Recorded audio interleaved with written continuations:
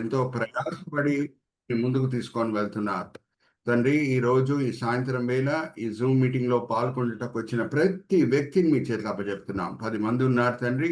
వాళ్ళు ఈ సమయంలో ఈ సాయంత్రం వేళ వేరేదో పనులు చేసుకొని ఉండుండొచ్చు. కానీ మేము దేవుని సన్నిధిలో సమయం గడపాలి. వాక్యపరంగా, ఆత్మికంగా మేము బలపరచబడాలి అని మంచి ఉద్దేశములతో, కోరికలతో వచ్చి ఉన్నారు.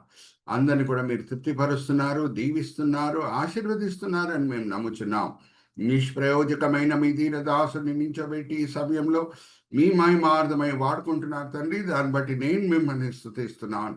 ఈ దినం, ఈ వేళ, ఈ పూట మీరు మా కొరకు ఏర్పరచుకున్న ఆత్మిక పాఠములు, వంశావళితో కూడిన పాఠములు మా విశ్వాస నేతలు విప్పి బయలుపరుస్తారని నమ్ముచు ఈ వినపములు మేము యేసుక్రీస్తు పరిశుద్ధమైన నామమున వేడుకుంటున్నాం. ఆమేన్, ఆమేన్, ఆమేన్. అయితే నేను స్లైడ్స్ చూయించే ముందు మరి ఒక జనరల్ విషయం మీతో పంచుకొని ముందుకు వెళ్తాను. నేను ఎప్పుడు కూడా ఈ మాట గుర్తు చేస్తాను. మరి ప్రతిసారి ప్రారంభంలో నేను ఎందుకు గుర్తు చేస్తానంటే, ఫస్ట్ టైమర్స్ ఉండొచ్చు మన జూమ్ మీటింగ్‌లో. వాళ్ళ మేలు కొరకు కూడా నేను ఇది గుర్తు చేస్తాను. దేవుడు మనకు అప్పజెప్పిన అన్నిటికంటే ప్రాముఖ్యమైన పరిచర్య ఏంటి అని ప్రశ్న వేసుకుంటే, ఆయనను ఆరాధించే పరిచర్య అని లేఖనము సెలవిస్తుంది. రీజన్ ఏంటి? ఎందుకు ఆరాధన పరిచర్య అన్ని పరిచర్యల కంటే శ్రేష్టమైన పరిచర్య అని నెక్స్ట్ ప్రశ్న మనం వేసుకుంటే, దానికి జవాబు ఏమని లేఖనం చెప్తుందంటే, వేరే అన్ని పరిచర్యలు ఈ లోకంకి నిమిత్తమైన పరిచర్యలు. ఏమన్నా ఒక పరిచర్య ఈ లోకంలో ప్రారంభమై పరలోకంలో కూడా కొనసాగుతుందంటే, అది ఆయనను ఆరాధించే పరిచర్య. ఈ లోకంలో ఉన్న పరిచర్యలు పరిశుద్ధాత్మ వరాల వలన మనము చేస్తాం. చాలా మంచిది. అన్య భాషల్లో మాట్లాడే వరము, ప్రవచించే వరము, స్వస్థపరిచే వరము, ఇవన్నీ కూడా చాలా అవసరము ఈ లోకంలో పరిచర్య చేయుటకు. కానీ పరలోకం మనం చేరిన తర్వాత అక్కడ పరిశుద్ధాత్మ ఫలం ఒక్కటే అవసరం పడుతుంది. హల్లెలూయా, ప్రైజ్ ద లార్డ్. చివర్లో ఏం మిగులుతుందమ్మా? 1 కొరింథీయులకు రాసిన పత్రిక 13వ అధ్యాయం 13వ వచనం మనం చదివితే, చివర్లో మిగిలేది విశ్వాసము, నిరీక్షణ, ప్రేమ. దాంట్లో శ్రేష్టమైనది ప్రేమ. ఇది ప్రేమతో కూడిన పరిచర్య. ఆరాధించే పరిచర్య, ప్రేమతో కూడిన పరిచర్య, శాశ్వతమైన పరిచర్య. నేను మిమ్మల్ని ఒక ప్రశ్న అడుగుతాను. పరలోకంకి వెళ్ళిన తర్వాత అక్కడ ఏమైనా స్వస్థపరిచే పరిచర్య ఉంటుందా అండి? ఎవరైనా రోగిలు ఉంటారమ్మా అక్కడ? చెప్పండి. తల ఊపుతున్నారు జయంతి ఉండరు. సిస్టర్. Very good. ఎవ్వరుండరు సిస్టర్ బ్రదర్. జయంతి ఎప్పుడు చాలా ఫస్ట్ ఆన్సర్ ఇస్తూ ఉంటారు. Very good. అయితే Yeah. Very good. చాలా మంచిది. మీరు కూడా అందరూ అన్మ్యూట్ చేసుకొని జవాబు ఇవ్వండి. అలాగే వేరే పరిచర్యలు అక్కడ పరలోకం చేరిన తర్వాత సువార్త బోధించి ఆత్మని రక్షించే పరిచర్య ఉంటుందమ్మా? ఎవరైనా పాపులు ఉంటారా పరలోకంలో? చెప్పండి. ఉండరు. ఉండరు. ఉంటారు. సో ఏమన్నా ఒక అందరు పరిచర్య, పరిశుద్ధులే. అందరు పరిశుద్ధులు. కరెక్ట్ ఆన్సర్ అమ్మా. అయితే ఏమన్నా ఒక పరిచర్య ఈ లోకంలో ప్రారంభమై పరలోకంలో కూడా కొనసాగుతుందంటే, అది ఆయనను ఆరాధించే పరిచర్య. దేవుణ్ణి ఆరాధించే విషయంలో దేవుడు మన జీవితంలో కుమరించిన దీవెనలు బట్టి ఆయనను ఆరాధించడం మంచిదే గాని, అన్నిటికంటే శ్రేష్టమైన ఆరాధన ఏమై ఉన్నదంటే, మన దేవుడు ఏమై ఉన్నాడో దాన్ని బట్టి ఆయనను ఆరాధించాలి. అది అన్నిటికంటే ముఖ్యమైనది. మరియు చెప్తున్నాను, దేవుడు మన జీవితంలో కుమ్మరించిన దీవెనలు బట్టి ఆయనను ఆరాధించడం మంచిదే గాని, అన్నిటికంటే శ్రేష్టమైన ఆరాధన ఏమై ఉన్నదంటే, మన దేవుడు ఏమై ఉన్నాడో దాన్ని బట్టి ఆయనను ఆరాధించడం మనము నేర్చుకోవాలి. ఆయనలో ఉన్న మంచి విషయాలు బట్టి, ఆయనలో ఉన్న మంచితనం బట్టి, ఆయనలో ఉన్న మంచి గుణముల బట్టి ఆయనను ఆరాధించడం మనము నేర్చుకోవాలి. అందుకే డాన్ మోయన్ అనే ఒక గ్రేట్ వర్షిప్ లీడర్, ఆయన ప్రతి కాన్సర్ట్ ఒక పాటతో ప్రారంభం చేస్తాడు. ఆ పాట ఏంటంటే, God is good all the time God is good. దేవుడు అన్ని సందర్భాల్లో మంచివాడు, నా దేవుడు మంచివాడు అన్ని సందర్భాల్లో. అయితే ఎందుకు ఆ పాట చాలా ప్రాముఖ్యమైన పాట? ఆయన సొంత తెలివితేటలతో రచించిన పాటనా, లేకపోతే దానికి వాక్య ఆధారం ఉందా? అది కూడా మనం చూద్దాము. సహోదరి జయంతి గారి సాయం నేను తీసుకుంటాను. 33వ అధ్యాయం చదవమ్మా. నిర్గమకాండము 18, 19 వచనాల్లో దేవుడు మోషే మధ్యన సంభాషణ జరుగుతుంది సీనాయి కొండ మీద. మోషే అడుగుతున్నాడు, ప్రభా నీ మహిమను నేను చూడాలని. కానీ దేవుడు ఎలాగా స్పందిస్తున్నారో మనం చూద్దాం. నిర్గమకాండం 33వ అధ్యాయము 18, 19 వచనాలు. నిర్గమకాండం 33వ అధ్యాయము 18వ వచనం నుంచి, అతడు దయచేసి నీ మహిమని నాకు చూపమనగా, ఆయన నా మంచితనం అంతయు నీ ఎదుట కనపరచదని. థ్యాంక్ యూ మా. నా మంచితనం నేను చూపిస్తాను. చాలమ్మా, చాలు. ఆ, మోషే అడిగింది ఏంటి? నేను దేవుని మహిమను చూడాలని. కానీ దేవుడు ఎలాగ స్పందిస్తున్నారు? నా మంచితనం నేను చూపిస్తాను. ఎందుకంటే ఆరాధన వెనకాలన్న ప్రాముఖ్యమైన గురి ఏమై ఉండాలి? స్థిరమైన గురి ఏమై ఉన్నది? నిలకడమైన గురి ఏమై ఉన్నది అని అంటే దేవుడు మంచివాడు, ఆయన నేను ఆరాధించాలి. అది మన ముఖ్యమైన గురి అయి ఉండాలి. ఎందుకంటే మహిమని చూసిన వాళ్ళు కూడా అప్పుడప్పుడు దేవుణ్ణి ఆరాధించవచ్చు. తర్వాత ఏమైనా కష్టమైన పరిస్థితులు వస్తే దేవునికి విరోధంగా తిరుగుబాటు చేయొచ్చు. ఎర్ర సముద్రం పాయలవుట ఇజ్రాయిలీలు అందరూ కూడా చూచిరి, పాటలు పాడిరి, మిరియం కూడా నాట్యం చేసిందని నిర్గమకాండం మనం 14వ అధ్యాయంలో చదువుకోవచ్చు. కానీ కొన్ని కష్టాలు ఎదురైనప్పుడు, ఆకలి వేసినప్పుడు, దాహం వేసినప్పుడు దేవునికి విరోధంగా తిరుగుబాటు చేసిరి. దేవుడు ఎందుకు మిమ్మల్ని ఇక్కడ తీసుకొని వచ్చాడు? ఆకలితో చంపుటక, దాహంతో చంపుటక అని ప్రశ్నలు వేస్తున్నారు. మహిమను చూడలేదా వాళ్ళు? చూశారు. కానీ ఆ మహిమ వలన, ఆ మహిమ చూడటం వలన వాళ్ళు నిలకడగా లేరు. ప్రేమ లేదు. స్తుతి పాటలు పాడిన వాళ్ళు ఆ అధ్యాయం కూడా మీరు దాటి వెళ్ళే అవసరం లేదు. నిర్గమకాండం 14వ అధ్యాయం చివరి వచనాల్లో మనకు వస్తే, మారా అనే ప్రాంతం వచ్చినప్పుడు అక్కడ చేదైన నీళ్లు వాళ్ళకి దొరికితే తిరుగుబాటు చేస్తున్నారు. దేవుని మహిమ కంటే దేవుని మంచితనం ముఖ్యం. హల్లెలూయా, ప్రైజ్ ది లార్డ్. దేవుని మహిమని చూసిన వాళ్ళు ఎప్పుడూ స్థిరంగా ఉంటారు అనే దాన్ని బట్టి ఏం గ్యారంటీ లేదు. కానీ దేవుడు మంచివాడు, నా దేవుడు చాలా మంచివాడు అని నమ్మిన వ్యక్తి కొరడా దెబ్బలు తిని కూడా, సంఖ్యలతో బంధింపబడి కూడా, చెరలో వేయబడి కూడా స్తుతి పాటలు పాడతాడు ఆయన. హల్లెలూయా, ప్రైజ్ ది లార్డ్. ఎవరిద్దరు గురించి నేను మాట్లాడుతున్నానమ్మా? అన్మ్యూట్ చేసుకొని చెప్పండి. పౌలు శీలలు. వాళ్ళ పరిస్థితులు చూడండి. వాళ్ళ చుట్టూ వాతావరణం అనుకూలంగా లేదు. భయంకరమైన పరిస్థితులు కూడా దేవుని ఎందుకు ఆరాధిస్తున్నారంటే వాళ్ళు దేవుని మహిమను చూడట్లేదు, కానీ దేవుని మంచితనం వైపు వాళ్ళ కనుదృష్టి ఉంచుతున్నారు. హల్లెలూయా, ప్రైజ్ ది లార్డ్. ఒక జ్ఞాపకం పెట్టుకోండి. మోషే అడిగింది, ప్రభా నీ మహిమను నేను చూడాలి అని. దేవుడు ఏమంటున్నారంటే నా మంచితనము చూయిస్తాను. జాగ్రత్త వినండి. ఎవరు వాళ్ళ కనుదృష్టి ఎప్పుడు దేవుని మంచితనం వైపు పెడుతూ, దేవుని మంచితనం వైపే కాన్సన్ట్రేట్ చేస్తూ, ఫోకస్ చేస్తూ వాళ్ళ క్రైస్తవ జీవితం జీవిస్తారో వాళ్ళు నిలకడగా ఉంటారు. ఎందుకంటే సాతానుడు, నేను వంశావళికి వస్తున్నానండి అడుగు బై అడుగు, కానీ ఒక జనరల్ మాట ఇది చాలా ఇంపార్టెంట్, ప్రతిసారి నేను పంచుకుంటాను. ఎందుకు మనం ఎప్పుడు దేవుడు మంచివాడనే విషయం మన హృదయంలో నాటుకోవాలి, ముద్రించుకోవాలి అంటే, సాతానుడు ఎప్పుడన్నా వచ్చి మనల్ని శోధించినప్పుడు మొదటిగా దేవుని మంచితనం బట్టి సందేహం పుట్టించుటకు ప్రయత్నిస్తాడు. అవ్వమ్మ దగ్గర చేసింది ఏంటి? ఈ విధంగా తోటలో ఈరోజు కూడా అదే పద్ధతులు వాడతాడు. దేవుడు మంచోడేనా? ఎందుకు ఈ పండు తినొద్దు అంటున్నాడు? ఈ పండు తింటే మీకు మేలు కలుగుతుంది కదా, మీ కళ్ళు తెరవబడతాయి కదా, దేవునికి సమానం అయిపోతారు కదా. బహుశా ఈ ప్రశ్నలు అడగలేదు, కానీ ఆయన అడిగిన ప్రశ్నల్లో ఈ భావం మనకు కనిపిస్తుంది. సో అవ్వమ్మ దేవుని మంచితనం బట్టి సందేహం పుట్టించుకుంది, మనసు కఠోరపరచబడింది. దాని తర్వాత ఆమె పాపం చేస్తుంది. ఒక జ్ఞాపకం పెట్టుకోండి, పాపం చేయటం అనేది బహుశా అది క్రియ రూపంగా బయట కనిపిస్తుంది, కానీ లోతులో మనం వెళ్తే ఆ పాపం ఎందుకు జరిగింది, ఆ పాపం ఎందుకు చేయబడింది అని అంటే, మనసు కఠోరపరుచుకున్న వ్యక్తి మొదట్లో ఏం చేశాడు అంటే దేవుని మంచితనం బట్టి సందేహం పుట్టించుకున్నాడు. సాతాను శోధనని అంగీకరించాడు. మనస్సులో సందేహం పుట్టింది దేవుని మంచితనం బట్టి. దాని తర్వాత మనసు కఠోరపరచబడుతుంది. కఠోరపరచబడిన మనస్సుతో చేసే కార్యమే బయట కనిపిస్తుంది పాపం. కానీ లోతులు వెళ్తే మొదట్లో దేవుని మంచితనం బట్టి సందేహము, దాని తర్వాత మనసు కఠోరపరచబడటం. జ్ఞాపకం పెట్టుకోండి. నేను 42 సంవత్సరాలు ప్రభుత్వం నడుచుకున్నాను. అనేకులని కౌన్సిలింగ్ చేయటం జరిగింది. నేను కూడా అప్పుడప్పుడు తప్పుదారిలో వెళ్ళటం జరిగింది. అప్పుడు నేను ఎవరు తప్పుదారిలో వెళ్ళారో వాళ్ళతో కూర్చొని మాట్లాడినప్పుడు నాకేం తెలుస్తుంది అని అంటే, వాళ్ళు పాపం చేశారు, కానీ దాని వెనకాల కారణం ఏంటి అని కొంచెం లోతులో వెళ్తే దేవుని మంచితనం బట్టి వాళ్ళు సందేహం పుట్టించుకున్నారు, మనసు కఠోరపరుచుకున్నారు, దాని తర్వాతనే పాపం చేస్తున్నారు. Are you all with me? So దేవుని మంచితనం దాని మీదే మన కనుదృష్టి ఉంచాలి. Are you all with me? అందుకే మోషే ప్రభువా నీ మహిమను చూడాలి అని అంటే కూడా దేవుడు ఏ మాటలు చెప్పి స్పందిస్తున్నారమ్మా? నా మంచితనంని నేను చూయిస్తాను. దేవుడు మంచివాడు అని నమ్మిన వ్యక్తి ఎప్పుడు స్థిరంగా ఉంటాడు. జ్ఞాపకం పెట్టుకోండి. అయితే అన్ని ఇల్లులు చూచుటకు ఒకే రకంగా ఉంటాయమ్మా బయట నుంచి. కానీ గాలి తుఫాన్ వచ్చినప్పుడే ఏ ఇల్లు దేని మీద కట్టబడింది అనేది మనకి తెలుస్తుంది. బండ మీద కట్టబడిన ఇల్లు, దేవుడు మంచివాడు అని నమ్మిన క్రైస్తవుడు గాలి తుఫాన్ వచ్చినప్పుడు నిలకడగా ఉంటాడు.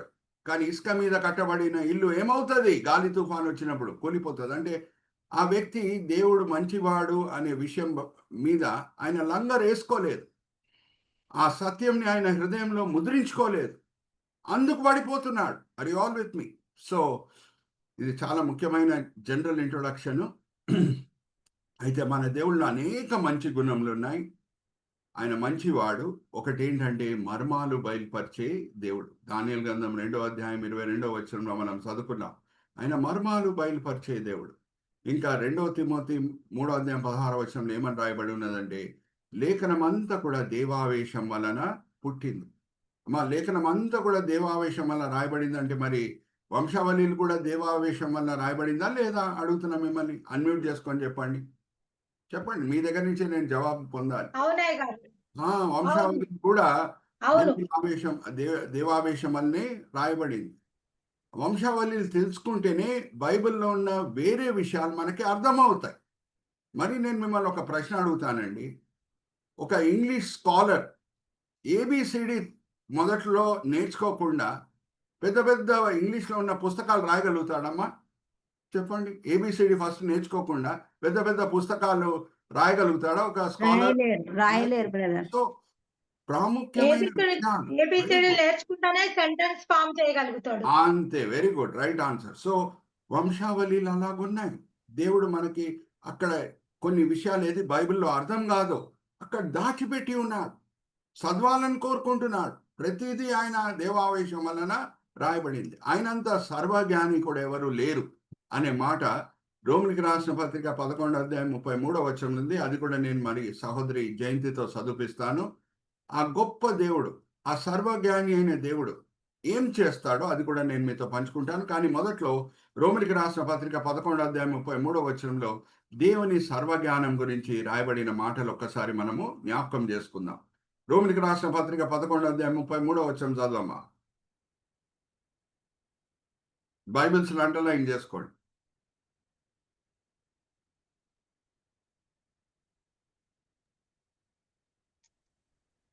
రోమిల్కి రాసిన పత్రిక అయ్యగారు మళ్ళీ ఒకసారి 11వ అధ్యాయం 33వ వచనం. వాయిస్ స్టక్ అయ్యి పర్వాలేదు. 11వ అధ్యాయం 33వ వచనం. బైబిల్స్ అందరూ కూడా అండర్లైన్ చేసుకోండి. రోమిల్కి రాసిన పత్రిక 11వ అధ్యాయము 33వ వచనం. ఆహా, దేవుని బుద్ధి జ్ఞానములు బాహుల్యములు ఎంత గంభీరములు, ఆయన తీర్పులు శోధింప నెంతో అశక్యములు, ఆయన మార్గములెంతో అగమ్యములు. ప్రభు మనస్సును ఎరిగిన వాడెవడు?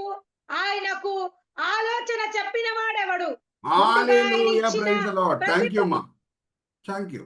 ఆయన జ్ఞానంని ఎవరు కూడా కొలవలేరు. సర్వజ్ఞాని అయిన దేవుడు. సో హీబ్రీయులకు రాసిన పత్రిక 1వ అధ్యాయం 1వ వచనం అని నేను చదివించాను. నానా సమయంలో నానా విధానాలుగా కలగబోయే రక్షణ ప్రణాళిక, సమాప్తం చేయబడే రక్షణ ప్రణాళిక గురించి దేవుడు మాట్లాడుతూనే వచ్చాడు అని పౌలు భక్తుడు ఆ పత్రిక ప్రారంభం చేస్తున్నాడు. నానా సమయంలో నానా విధానాలుగా మా ఒక్క యేసుక్రీస్తు ప్రభువారి జీవితం మీద లోక రక్షణనే ఆధారం పడి ఉంది.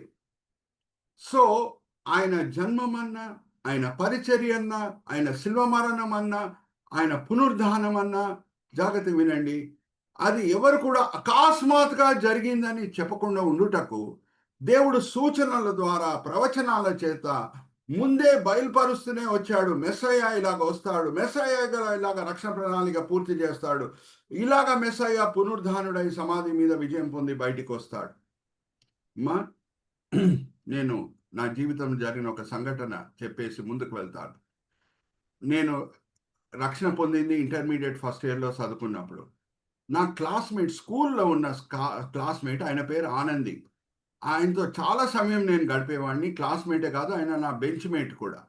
అయితే మేము కలిసి లంచ్ చేసేవాళ్ళము. ఆయన తీసుకొని వచ్చే టిఫిన్ నేను తినేవాడిని, నేను తినే టిఫిన్ ఆయన తినేవాడు. చాలా స్నేహం మా మధ్యన ఉండేది. దాని తర్వాత వేరే వేరే దారిలో మేము వెళ్ళిపోయాము. ఇంకా ఆ కాలంలో స్మార్ట్ ఫోన్స్ అయన్నీ కూడా లేదు. టచ్‌లో లేము. దాని తర్వాత నేను ఇంటర్మీడియేట్ ఫస్ట్ ఇయర్‌లో రక్షణ పొందాను. ఆ సమయంలో కూడా పరిపూర్ణంగా దేవునితో నడుచుకునే సమయంలో ఆ పరలోక ఆనందం, పరిశుద్ధాత్మ ఆనందం, పరిశుద్ధాత్మ సమాధానం గురించి చెప్పడానికి వీల్లేదు. అయితే నేను ప్రార్థన చేస్తూనే ఉన్నాను. ప్రభువా! ఆనందీప్ ఎక్కడన్నా నాకు కలిసేటట్లు చేయి ప్రభువా! మీతో నేను నడుచుకోవటం ప్రారంభం చేసిన తర్వాత నేను పరలోక ఆనందంని రుచి చూస్తున్నానే, సమాధానంని రుచి చూస్తున్నానే. ఆయనకు కూడా తెలవాలి ప్రభువా! మేము కలిసి భోజనం చేశాం. ఆయన తీసుకొని వచ్చిన ఆహారం నేను తిని ఆనందించాను. నేను తీసుకొని వెళ్ళిన ఆహారం స్కూల్‌కి ఆయన తిని ఆనందించాడు. ఇప్పుడు అన్నిటికంటే పెద్ద ఆనందం నేను రుచి చూస్తున్నాను. పరిశుద్ధాత్మ ఆనందం, పరిశుద్ధాత్మ సమాధానం నా హృదయంలో పొర్లుతున్నది. జీవజలం పొర్లుతున్నది. దాని గురించి ఆయనకు చెప్పాలి ప్రభువా అని ప్రార్థన చేస్తున్నాను. అయితే ఒక దినం అప్పటికి నేను ఉద్యోగం చేస్తున్నాను. రాయలసీమ ఎక్స్‌ప్రెస్ మీకు తెలుసనుకుంటా. అది తిరుపతి నుంచి హైదరాబాద్, హైదరాబాద్ నుంచి సారీ అటు సైడు రాయలసీమ ఏరియాలో అది ప్రయాణం చేస్తూ ఉంటది. రాయలసీమ ఎక్స్‌ప్రెస్. అయితే నేను కడపలో ఎక్కాను ట్రైను. హైదరాబాద్ వైపు వచ్చే ట్రైను కడపలో ఎక్కాను. నేను ఏ కంపార్ట్మెంట్ లోపల వెళ్ళానో, ఏ బర్త్ దగ్గర నేను కూర్చున్నానో, నా ముందే ఆనందీప్ కూర్చొనున్నాడు. హల్లెలూయా! Praise the Lord. అయితే ఆ రోజు సాయంత్రం వేళ తిరిగి వచ్చే సమయంలో రాత్రంతా కూడా మనసు విప్పి నా సాక్ష్యం పంచుకున్నాను. ప్రభువారు ఎలాగ నన్ను మార్చారు. ఎటువంటి పరలోక ఆనందంని నేను రుచి చూస్తున్నానో, నేను మనసు విప్పి ఆ రాత్రంతా కూడా ఆనందీప్‌తో పంచుకున్నాను. ఇప్పుడు దేవుని సంకల్పం చూడండి. ఆనందీప్ నాకు ఎక్కడ కలిసేటట్లు చేశాడు, ట్రైన్ ప్రయాణంలో కలిసేటట్లు దేవుడు చేశాడు. అదే నేనేదో ఒక మార్కెట్‌లో ఆనందీప్‌ని మీట్ అయ్యి ఉంటే, ఆ ప్రైవసీ మాకు దొరికేటిదా? ఆ సమయం మాకు దొరికేటిదా? ఆ! ఆయనతో మాట్లాడుతుంటే సపోజ్ బిగ్ బజార్‌లో ఆనందీప్ కూర్చో, దేవుని గురించి చెప్పాలంటే సురేష్ నేనెళ్ళాలి, ఇంకొక అపాయింట్‌మెంట్ ఉంది, తర్వాత మాట్లాడుకుందామా అని ఎళ్ళిపోతాడు. కానీ ట్రైన్ ప్రయాణంలో నా దగ్గర నుంచి తప్పించుకొని పోవడానికి వీలుంటదా? వీలుండదు. Hallelujah! Praise the Lord. So, ఆ రోజు మనస్ఫూర్తిగా నేను నా సాక్ష్యం పంచుకున్నాను. ఇప్పుడు నేనొక నాస్తికుని దగ్గర వెళ్లి, నా దేవుడు ప్రార్థనలకి జవాబిచ్చే దేవుడండి. నేను ప్రార్థన చేశానండి ఆనందీప్‌ని నేను కలుసుకోవాలని. దేవుడు అద్భుత రీతిగా మేమిద్దరం కలిసిమెలిసి ఒక ట్రైన్ ప్రయాణం చేసేటట్లు చేశాడండి. ఇది దేవుని కార్యమండి అని ఒక నాస్తికునితో నేను వెళ్లి ఈ మాటలు పంచుకుంటే ఆయన ఎలాగా స్పందిస్తాడు అనంటే, ఆ! ఇది అకస్మాత్తుగా జరిగిన సంఘటన. అది దేవుని కార్యమని నువ్వు ఎలా జెప్తావు? అని నాతో వాదిస్తాడు. కానీ అనుకుందాము ఒక 300 సంవత్సరాల క్రితమే లేఖనంలో రాయబడి ఉంటే ఫలానా దినము, ఫలానా తారీఖు, ఫలానా ట్రైన్‌లో సురేష్ మనోహరన్ గారు ఆనందీప్ గారితో మీట్ అవుతారు. ఆ దినం ఆ రాత్రి వేళ అంతా కూడా సువార్త ఆయనతో పంచుకుంటారు. ఆయన సాక్ష్యం పంచుకుంటారని 300 సంవత్సరాల క్రితము లేఖనంలో ముందే రాసిపెట్టుంటే ఎవరన్నా ఇది అకస్మాత్తుగా జరిగిన సంఘటన అని చెప్పడానికి వీలుంటదా? లేకపోతే దేవుని కార్యమని నమ్మాలా? దేవుని కార్యమని దేవుని కార్యం దేవుడి కార్యమని నమ్మం. ఎందుకంటే ముందే రాయబడి ఉన్నది కాబట్టి. అలాగే దేవుడు మెస్సయ్య వచ్చే ముందు ప్రవచనాలు పెట్టాడు. సూచనలు పెట్టాడు. నిన్న పోయిన 2 వారాలు నేను ఒక సూచనను తీసుకొనొచ్చాను. ఈసాకు యేసుక్రీస్తు ప్రభువారి మధ్యనున్న పోలికలు. యేసుని సూచించిన వ్యక్తి పాత నిబంధనలో ఒక వ్యక్తి ఉన్నాడు ఈసాకు. ఇంకొక వ్యక్తి కూడా ఉన్నాడు. ఆయనే ప్రవచించాడు. నా లంటి ప్రవక్త వస్తాడు అని ఆయన ప్రవచించాడు. ఎవరది? మోషే. ఒక్కసారి ఈ దినము యేసుక్రీస్తు ప్రభువారు మోషే యోహాను. మధ్యన ఏమేం పోలికలు ఉన్నాయో దాంతో కూడిన విషయాన్ని మీ ముందు తీసుకొని వచ్చే ముందు ఆ పిక్చర్ కూడా నేను మీకు చూపిస్తాను. మోషే యేసుక్రీస్తు ప్రభువారు పక్కన పక్కన ఉన్నట్టు. ఇంకా ద్వితోపదేశ కాండం 18వ అధ్యాయం 18వ వచనము సహోదరి జయంతి చదివినిపిస్తారు. ఆ వాక్య భాగం ఆది సంఘంకి ఎంతో ఉపయోగకరంగా ఉండింది. అపోస్తులు యూదుల మధ్య నించొని సువార్త బోధించినప్పుడు ఆ వాక్య భాగంని ఆధారం చేసుకొని యేసువే మెస్సయ్య అని రుజువుపరిచారు. ద్వితోపదేశ కాండం 18వ అధ్యాయం 18వ వచనం. రాజ్ కుమార్ గారు ఆ పిక్చర్ కూడా మనం చూద్దాము. స్లైడ్ నెంబర్ 20 రాజ్ కుమార్ గారు. స్లైడ్ నెంబర్ 20 అండి. మనం అక్కడి నుంచి స్టార్ట్ చేద్దామని చెప్పాను. పాస్టర్ గారు షేరింగ్ పాస్టర్ గారు ప్లీజ్ షేర్. సహోదరి జయంతి కూడా ద్వితోపదేశ కాండం 18వ అధ్యాయం 18వ వచనం చదవమ్మా. ద్వితీయోపదేశ కాండం 18వ అధ్యాయము 18వ వచనం నుంచి, వారి సహోదరులలో నుండి నీ వంటి ప్రవర్తను వారి కొరకు పుట్టించేదను. అతని నోట నా మాటను ఉంచుదును. నేను అతని ఆజ్ఞాపించినది యావత్తును అతడు వారితో చెప్పను. అతడు నా నామము చెప్పి నా మాటలను వినిన వానిని దాని గురించి విచారణ చేసెదను. అంతేకాదు, ఏ ప్రవర్తయు అహంకారము పూని నేను చెప్పుమని తనకు ఆజ్ఞాపించిన మాటలు నా నామములో చెప్పునో, ఇతర దేవతల నామములో చెప్పునో, ఆ ప్రవర్తను చావవలెను.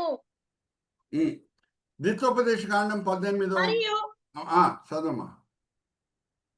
మరియు ఆ, ఏదో ఒక మాట యెహోవా చెప్పినది కాదని మేమెట్లు తెలుసుకొనగలమని మీరనుకొనిన ఎడల, ప్రవర్త యెహోవా నామమున చెప్పినప్పుడు ఆ మాట జరగకపోయిన ఎడల, ఎన్నడూ నెరవేరకపోయిన ఎడలను అది యెహోవా చెప్పిన మాట కాదు. ఆ ప్రవర్త అహంకారం చేతనే దాని చెప్పను గనుక దానికి భయపడవద్దు. ఇప్పుడు జాగ్రత్తగా వినండి. 18వ అధ్యాయం 18వ వచనం ఇక్కడ చూడండి. చక్కగా రాజ్ కుమార్ బ్రదర్ కూడా మనకి దాంతో కూడిన స్లైడ్ కూడా మనకు చూపిస్తున్నారు. నా లంటి ప్రవక్త వస్తాడు అని మోషే అన్నాడు. నీ లంటి ప్రవక్తను నేను లేపుతాను. ఆయనే మెస్సయ్య. నీ లంటి ప్రవక్త అంటే మోషేకి యేసుక్రీస్తు ప్రభువారికి పోలికలు ఉంటాయి. హల్లెలూయా, ప్రైజ్ ద లార్డ్. అయితే ఇదే వాక్య భాగంని ఆధారం చేసుకొని పేతురు ఒక సందర్భంలో, స్టెఫెన్ ఇంకొక సందర్భంలో ఎలాగా సువార్త బోధిస్తున్నారో మనం చూద్దాం. ఆ వాక్య భాగం కూడా నేను సహోదరి జయంతితో చదివిస్తాను. బ్రదర్ దీన్ని ఎన్లార్జ్ చేయండి. ఈ స్లైడ్ని ఓన్లీ మనకు ఒక స్లైడ్ మాత్రం కనిపిస్తుంది కానీ ఎన్లార్జ్మెంట్ కనిపించట్లేదు. అపోస్తల కార్యం 3వ అధ్యాయం 19 వచనం నుంచి 22వ వచనం చదవమ్మా. అపోస్తల కార్యం 3వ అధ్యాయం 19వ వచనం నుంచి 22వ వచనం. పేతురు ఒక సందర్భంలో యూదుల ముందు నించొని పేతురు సువార్త బోధిస్తూ ఈ వాక్యంని ఆధారం చేసుకొని యేసువే మెస్సయ్య అని రుజువుపరుస్తున్నాడు. చదవమ్మా. అపోస్తల కార్యం 3వ అధ్యాయం 19వ వచనం. ప్రభువు సముఖమును నుండి విశ్రాంతి కాలములు వచ్చినట్లాయను. మీ కొరకు నియమించిన క్రీస్తు యేసును ఆయన పంపునట్లును మీ పాపములని తుడిచివేయబడు నిమిత్తము మారు మనసు నొంది తిరుగుడి. అన్నిటికీ కుదురుబాటు కాలమును వచ్చినని దేవుడు ఆది నుండి తన పరిశుద్ధుల ప్రవర్తన నోట పలికించను. అంతవరకు యేసు పరలోక నివాసి అయి ఉండుట అవశ్యము. మోషే ఇట్లనెను, ప్రభువైన దేవుడు నా వంటి యొక్క ప్రవర్తను మీ సహోదరులలో నుండి మీ కొరకు పుట్టించును. ఆయన మీతో ఏమి చెప్పినను అన్ని విషయంలో మీరు ఆయన మాట వినవలెను. ఆ ప్రవర్త మాట చదువమ్మా, చదువు. ఆ ప్రవక్త మాట, ఆ ప్రవర్త మాట విననివాడు ప్రజలలో ఉండకుండా సర్వనాశనమగునెను. థ్యాంక్ యూ మా. నా లంటి ప్రవక్త వస్తాడని మోషే చెప్పలేదా అని ద్వితోపదేశ కాండం 18వ అధ్యాయం 18వ వచనాన్ని ఆధారం చేసుకొని పేతురు పలుకుతున్నాడు ఈ మాటలు యూదుల ముందు నించొని. దాని తర్వాత స్టెఫెన్ కూడా ఒక సందర్భంలో సనద్రీన్ సభ ముందు నించొని పలికిన మాటలు, అది కూడా చదవమ్మా. ఇదే వాక్య భాగంని ఆధారం చేసుకొని మాట్లాడుతున్నాడు స్టెఫెన్ కూడా. అపోస్తల కార్యం 7వ అధ్యాయం 37వ వచనం. అపోస్తల కార్యం 7వ అధ్యాయం 37వ వచనం. అపోస్తల కార్యం 7వ అధ్యాయం 37వ వచనం. నా వంటి ఒక ప్రవర్తను దేవుడు నా సహోదరులలో మీకు పుట్టించును అని ఇజ్రాయేలీయులతో చెప్పిన మోషే ఇతడే. హల్లెలూయా, ప్రైజ్ ది లార్డ్. చాలమ్మా. మోషే చెప్పాడు చూడండి, నాలంటి ప్రవక్త వస్తాడని, అదే యేసు అని స్టెఫెన్ అంటున్నాడు. అమ్మా, నేను మిమ్మల్ని ఒక ప్రశ్న అడుగుతున్నాను. మన దేవుడు సర్వజ్ఞాని, అన్ని ప్రవచనాలు ముందే పెట్టాడు కాబట్టి అపోస్తులు యూదుల మధ్య నించొని సువార్త బోధించే విషయంలో మార్గం సరళపరచబడింది. ఇప్పుడు అదే ఈ ప్రవచనాలు లేకుండా ఉంటే, ద్వితోపదేశ కాండం 18వ అధ్యాయం 18వ వచనం లేకుండా ఉంటే, అపోస్తులు యూదుల ముందు నించొని యేసువే మెస్సయ్య అని బలంతోనూ అధికారంతోనూ మాట్లాడడానికి వీలయ్యేదా? మార్గం సరళపరచబడేదా? వీలు కాకపోతుంది. అందరూ కూడా వీలు చెప్పండి. కాకపోతుండే. వీలు కాదు. లేఖన నెరవేర్పు కోసం పలకబడ్డది. Very good, praise the Lord. ఈ ప్రవచనాలు ఏం చేసినాయి? సువార్త బోధించే విషయంలో మార్గం సరళపరిచినాయి. Hallelujah, praise the Lord. పేతురు వాడుతున్నాడు ద్వితోపదేశ కాండం 18వ అధ్యాయం 18వ వచనం. స్టెఫెన్ వాడుతున్నాడు ద్వితోపదేశ కాండం 18వ అధ్యాయం 18వ వచనం. సో ఈరోజు వంశావళి నుంచి వంశావళికి దీనికి ఏం కనెక్షన్ అని మీకు ఆలోచన రావచ్చు. వంశావళి నుంచి ఒక ఆశ్చర్యమైన పోలిక యేసుక్రీస్తు ప్రభువారు మోషే మధ్యన ఏముందో అది మనం చూసుకుందాం. ఎందుకంటే వంశావళిని మనం దాటి వెళ్ళిపోతుంటాం కదా, ఆగి ధ్యానించాం. సో ఎన్నోసార్లు ఈ వాక్య భాగం మనం చదివిండవచ్చు కానీ అట్లా దాటి వెళ్ళిపోయాం. ఓకే, ఇప్పుడు మనం నెక్స్ట్ స్లైడ్కి మనం వెళ్దాం. పోయినసారి కూడా నేను ఈ స్లైడ్ చూపించాను. కానాన్ దేశం నుంచి యాకోబు ఆయన పిల్లలతో ప్రయాణమై వచ్చే సమయంలో ఎవరెవరు ఆయనతో పాటు వచ్చారు? ఆ వంశావళి తేటగా ఆదికాండం 46వ అధ్యాయంలో రాయబడింది. ఎవరెవరు యాకోబుతో పాటు వచ్చారు, యాకోబు పిల్లలు ఎవరు, అన్ని వివరాలు 46వ అధ్యాయంలో ఉంది. దాంట్లో మనం చూసాము బెంజమిన్కి ఆల్రెడీ 10 కొడుకులు ఉన్నారు. అయితే వాళ్ళు ప్రయాణమైన సమయంలో లెవికి ఎంతమంది కొడుకులు ఉన్నారో అది మనం చూద్దాం.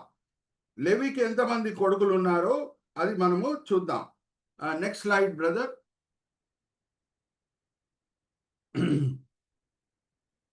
ఇక్కడ చూడండి 46వ అధ్యాయంలో నేను కర్సర్ కూడా పెట్టి చూపిస్తున్నాను.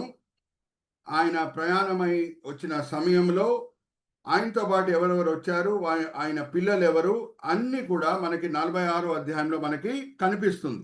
సో 9వ వచనం నుంచి 14వ వచనం మనం చదివితే రూబేను, సిమియోను అలాగే లెవి కుమారులు ఎవరు బయలుదేరి వచ్చిన వాళ్ళు ఆ వంశావళిలో అన్ని రికార్డ్స్ ఉన్నాయి. నేనైతే ఆ రెడ్ పాయింటర్ కూడా పెట్టాను. ఇక్కడ చూడండి లెవి కుమారులు ఎవరు. మా 14వ వచనం మాత్రం చదవమ్మా. లెవి కుమారులు ఎవరు, ఆయనతో పాటు వచ్చిన వాళ్ళు. 10వ వచనం చదువు. 46వ అధ్యాయము 8వ వచనం నుంచి లెవి కుమారుల వరకు చదవమ్మా, దాని తర్వాత ఆపేయవచ్చు. 46వ అధ్యాయం ఆదికాండం 46వ అధ్యాయము 10వ వచనం నుంచి. హనోకు, పల్లాలును, ఎస్రోనును, కర్మెలును, షిమియోను కుమారులైన యోయుయేలును, యోవీను, ఓహాదును, యాకీనును, సోహారును, కానానీయురాలైన కుమారుడైన షాపులను, లేవి కుమారులైన గెరోషానును, కహాతును, మెరారీను, యూదా కుమారులైన చాలమ్మా. ఇప్పుడు మనకి 3 కుమారులు కనిపిస్తున్నారు. లెవి కుమారులు ఎవరు? మన రాజ్ కుమార్ బ్రదర్, నేను కూడా అక్కడ పాయింటర్ పెట్టాను, మీరు కూడా కర్సర్ పెట్టండి. ఎంత చక్కగా కర్సర్ పెట్టి చూపిస్తున్నారు చూడండి రాజ్ కుమార్ గారు. 3 కుమారులు గెర్షోను, కోహాతు, మెరారి. ఎవరు ప్రయాణమై కానాన్ నుంచి ప్రారంభం చేసిన సమయంలో ఈ వివరాలు అన్ని కూడా రాయబడి ఉన్నాయి. అంటే కానాన్ దేశం నుంచి ప్రయాణమైన సమయంలో కుటుంబాలు ఎలాగున్నాయి, ఎవరెవరు ఆ కుటుంబాల్లో ఉన్నారు, యాకోబుతో పాటు ఎవరెవరు వస్తున్నారు, వాళ్ళ కుమారుల కుమారులు ఎవరు, అన్ని వివరాలు ఆ వంశావళిలో ఉన్నాయి. ఓకే, ఇది జ్ఞాపకం పెట్టుకోండి. లెవికి 3 కుమారులు ఎవరమ్మా వాళ్ళు? గెర్షోను, కోహాతు, మెరారి. ఆర్ యు ఆల్ విత్ మీ? మరి ఇదే లెవి వంశావళి మనము సంఖ్యాకాండంలో చూడొచ్చు. ఓకే, నెక్స్ట్ స్లైడ్కి మనం వెళ్దాం. సంఖ్యాకాండం మనం చూద్దాం. ఓకే, 26వ అధ్యాయము. ఎక్కడెక్కడ కర్సర్ పెట్టి చూపించాలో బ్రదర్ రాజ్ కుమార్ గారు అక్కడ కర్సర్ పెట్టి చూపిస్తారు. 26వ అధ్యాయం అమ్మ 57వ వచనం నుంచి 60వ వచనం వరకు అది చదివేటప్పుడు ఎక్కడెక్కడ కర్సర్ పెట్టి చూపించాలో రాజ్ కుమార్ గారు కర్సర్ పెట్టి చూపిస్తారు. 26వ అధ్యాయం సంఖ్యాకాండము 57వ వచనం నుంచి 60వ వచనం.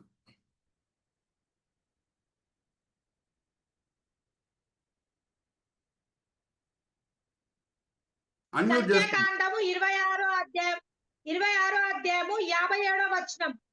వారి వారి వంశములలో లెక్కింపబడిన లేవీయులు వీరు: గెరోషానీయులు గెరోషును వంశస్థులను, కహాతీయులు కహాతు వంశస్థులు, మెరారీయులు మెరారి వంశస్థులు.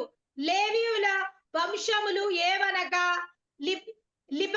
లిబకయులను వంశములు, హెబ్రోనీయులను వంశములు, మహాలీయుల వంశములను, ముషీయుల వంశములు, కొరాహీయుల వంశములను. కహాతు అమ్రామును కనెను. అమ్రాము భార్య పేరు యకోబేదును. ఆమె లేవి కుమార్తె. చాలు ఐగుప్తులో చాలు ఆమె చాలమ్మా, చాలు చాలు. లేవి కుమార్తె జోకెబెడ్, లేవి కుమార్తె జోకెబెడ్. ఓకే, అని జ్ఞాపకం పెట్టుకోండి. సో 3 కుమారులు, ఒక కుమార్తె కనిపిస్తుంది. ఓకే, ఇది జ్ఞాపకం పెట్టుకోండి. ఓకే, కోహాతు అమ్రామ్ని కనేను. అది కూడా నేను రెడ్ కర్సర్ పెట్టి చూపిస్తున్నాను. చదివినప్పుడు మీరు అందరు కూడా ఫాలో చేసి ఉండొచ్చు. కోహాతు కుమారుడు అమ్రామ్. బ్రదర్ కర్సర్ కూడా పెట్టి చూపించండి. కోహాతు నుంచి అమ్రామ్. ఓకే, కోహాతు నుంచి అమ్రామ్. Very good. ఓకే, అలాగే లేవి కుమార్తె జోకెబెడ్. ఓకే, అది జ్ఞాపకం పెట్టుకోండి. ఇంకా చదవమ్మా, ఇంకా కంటిన్యూ అమ్మా.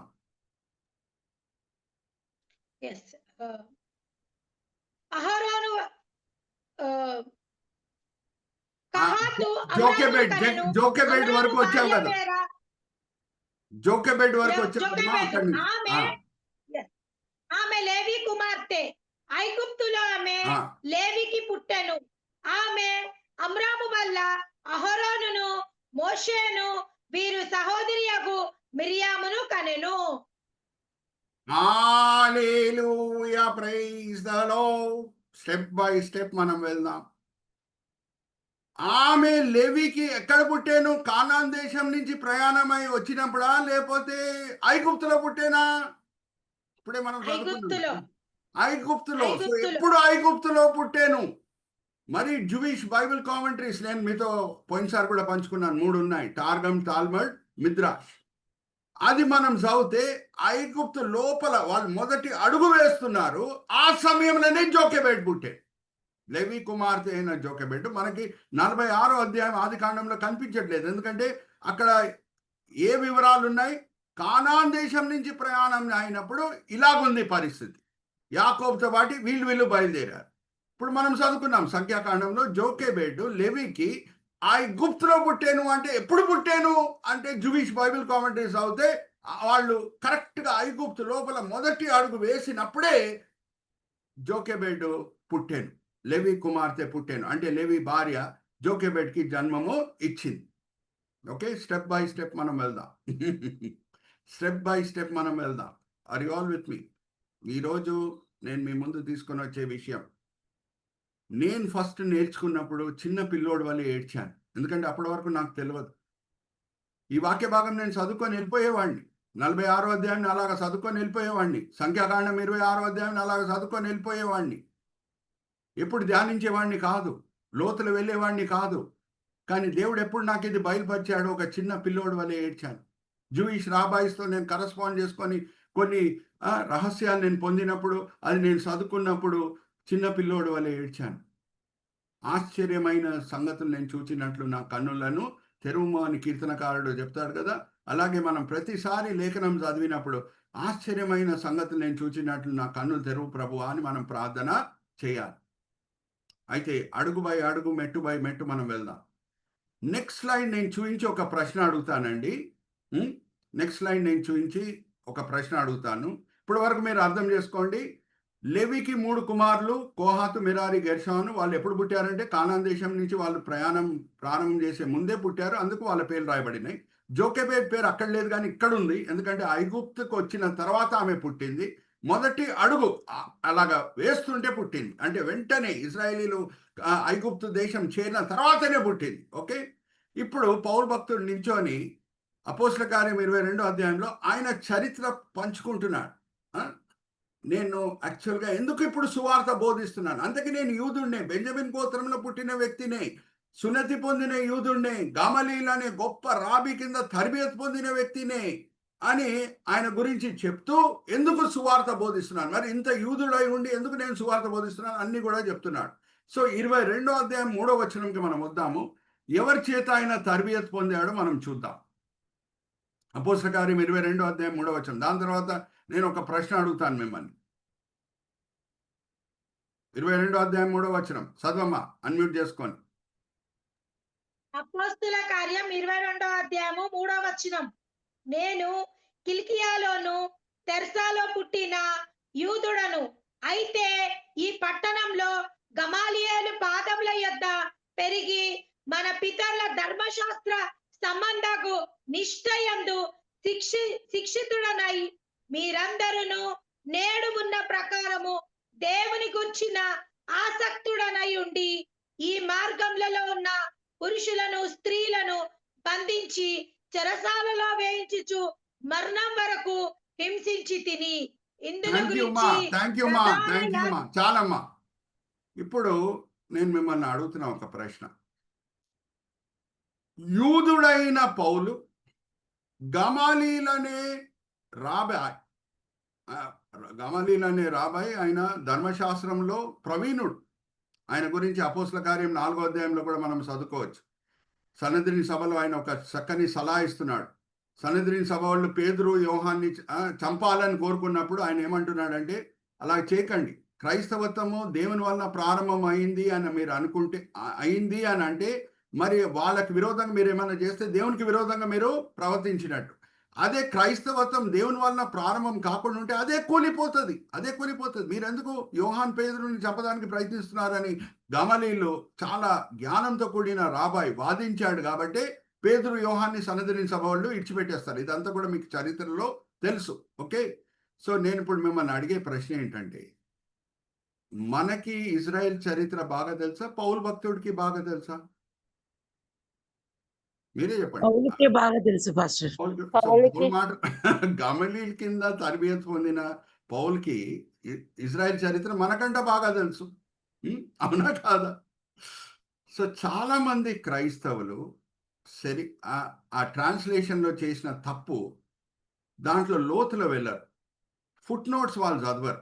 ఫుట్ నోట్స్లో ఒక మాట ఉంటుంది. చాలా మంది ఏమనుకుంటారంటే, ఇజ్రాయేలీలు ఐగుప్తులో 400 సంవత్సరాలు ఉంటిరి, 430 సంవత్సరాలు ఉంటిరి అనే మాట చదువుతారు. కానీ యాక్చువల్గా ఎన్ని సంవత్సరాలు ఉన్నారు ఇజ్రాయేలీ? ఐగుప్తులో ఎన్ని సంవత్సరాలు ఉన్నారు అది మనం తెలుసుకుందాం. పౌలు ద్వారానే మనం తెలుసుకుందాం. పౌలే రాస్తున్నాడు ఒక సందర్భంలో, జాగ్రత్తగా వినండి. దాని తర్వాత ఆ వాక్య భాగం ఎక్కడ 400 సంవత్సరాలు ఉన్నారని మీరు తెలుగులో ఇంగ్లీష్లో చదువుకుంటారు. ఫుట్ నోట్స్లో మనం చదివితే కానాన్ దేశంలో ఐగుప్తులో కలిపి 400 సంవత్సరాలని ఉంటుంది. ఆర్ యు ఆల్ విత్ మీ? ఇది మీకు ఆల్రెడీ హింట్ ఇస్తున్నాను, మీకు హోంవర్క్ కూడా ఇస్తున్నాను. ఇప్పుడు పౌల్ భక్తుడు ఒక మాట అంటున్నాడు. Let's go to the next slide Raj Kumar గారు. గలితీలకు రాసిన పత్రిక 3వ అధ్యాయము 16-17 ఒకసారి చదవండి మా. ఎప్పుడు దేవుడు అబ్రహాంకి వాగ్దానం చేశాడు, సీనాయి కొండలో మరి కొత్త ఇజ్రాయేలీలతో ఇంకొక నిబంధన కుదిరించుకుంటున్నాడు. ఆ రెండిటి మధ్యన ఇక్కడ చూడండి, ఫ్లాగ్ పోస్ట్ నేను వేస్తున్నాను. ఇక్కడ ఒక ఫ్లాగ్ పోస్ట్, ఇంకొక ఫ్లాగ్ పోస్ట్, ఇటు అటు రెండిటి మధ్యన ఎన్ని సంవత్సరాలు గడిచినాయి అనేది పౌలు భక్తుడు గలితీలకు రాసిన పత్రిక 3వ అధ్యాయము 16-17లో చెప్తున్నాడు. ఒకసారి చదువు, అన్మ్యూట్ చేసుకొని.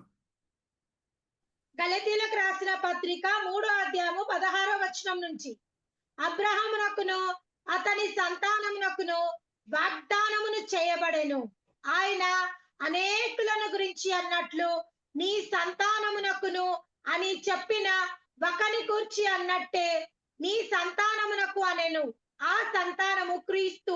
నేను చెప్పినదేమనగా 430 సంవత్సరములైన తర్వాత వచ్చిన ధర్మశాస్త్రము వాగ్దానములు నిరర్ధకము చేయనంతగా పూర్వమందు దేవుని చేత.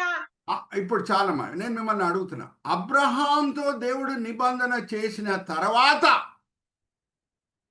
సీనాయి కొండ దగ్గర ధర్మశాస్త్రం ఎన్ని సంవత్సరాల తర్వాత వచ్చింది? పౌలు భక్తుడు రాశాడు కదా, ఇప్పుడు మీరే చెప్పండి, నాకు అన్మ్యూట్ చేసుకొని చెప్పండి. 430 సంవత్సరాల తర్వాత. Very good. విజయ సిస్టర్ చెప్పారు, జయంతి సిస్టర్ చెప్పారు. అబ్రహాం దగ్గర నిబంధన చేసిన తర్వాత 430 సంవత్సరాలు గడిచిన తర్వాత అప్పుడు సీనాయి కొండలో దేవుడు నిబంధన చేస్తున్నాడు. ఓకే, జాగ్రత్త వినండి. మరి go back to the time line brother Vijay brother, sorry Raj Kumar గారు, ఎందుకు ఇది చాలా ముందుకు వెళ్ళిపోతుంది? Go back to the time line. Pastor గారు వెళ్తున్నాను, చిన్న టెక్నికల్ ఎర్రర్ వచ్చింది. Just give me 1 minute pastor గారు. అడుగు బై అడుగు, మెట్టు బై మెట్టు మనం వెళ్దాం. సో ఇజ్రాయేలీలు 430 సంవత్సరాలు లేరు ఐగుప్తులు. అబ్రహాంతో దేవుడు నిబంధన చేసిన సమయం నుంచి సీనాయి కొండ దగ్గర దేవుడు నిబంధన చేసినప్పుడు మధ్యలో 430 సంవత్సరాలు గడిచినాయి. ఎన్ని సంవత్సరాలు గడిచినాయి? 430 సంవత్సరాలు గడిచినాయి. ఓకే, సో ఆ స్లైడ్ మనం చూస్తే ఇంకా మీకు సులభంగా అర్థమవుతుంది. రాజ్ కుమార్ గారు మనకు ఆ స్లైడ్ చూపిస్తారు. అక్కడ నేను ఆ స్లైడ్లో మైల్ రాయిలు కూడా పెట్టాను. ఇక్కడ ఒక ఫ్లాగ్, అక్కడ ఒక ఫ్లాగ్, మధ్యలో మైల్ రాయిలు కూడా నేను పెట్టాను. ఏ సంఘటనలు జరుగుతున్నాయి, ఏ సంఘటనలు జరిగినాయి, అప్పటికి ఎన్ని సంవత్సరాలు గడిచినాయి, అబ్రహాంతో దేవుడు నిబంధన చేసినప్పటి నుంచి ఎన్ని సంవత్సరాలు గడిచినాయి, ఎప్పుడు ఇజ్రాయేలీలు ఐగుప్తు లోపల వెళ్ళారు, ఎప్పుడు ఐగుప్తు నుంచి బయటికి వచ్చారు, అన్ని వివరాలు ఆ టైం లైన్లో ఉన్నాయి. ఓకే, రాజ్ కుమార్ గారు చూపిస్తున్నారు. ఏదో చిన్న టెక్నికల్ ఎర్రర్ వచ్చిందంట. సో ఇది జ్ఞాపకం పెట్టుకోండి. ఇజ్రాయేలీలు 430 సంవత్సరాలు ఐగుప్తులో లేరు.